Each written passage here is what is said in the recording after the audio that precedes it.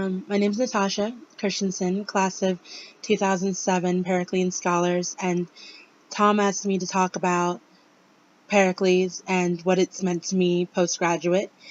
It has informed my professional and academic pursuits postgrad. I decided to study peace operations and to focus my work life on finding ways to look at humanitarian crises and security. And I think that's directly related to the way in which we approached our issue to work in Honduras, and to first work on issues for malnutrition, and then within my cohort to focus on childhood education and programs like that. Pericles introduced us to the concept of looking into the world and seeing what problems were there and how we could find a solution, how we could work on a project to affect change.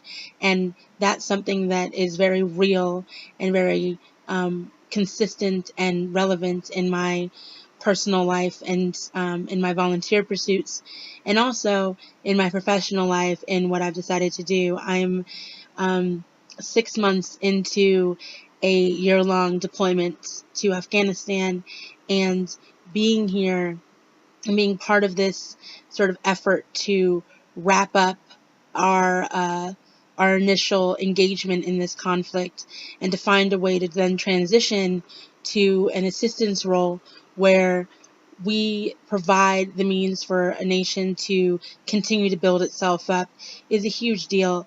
It seems like all you hear in the news are all the bad things, all the crime and corruption and violence, and all of that's very real and it's very relevant. But I think Pericles made a big impact on showing us that we have to get to the root. We have to look for the things that are at the heart of major issues and crises and work from there. So the concept of, thinking globally and acting locally goes a long way, and it has gone a long way in my career. I've had the opportunity to work in a number of different positions. I had the opportunity to work at the State Department, and now working with the Department of Defense.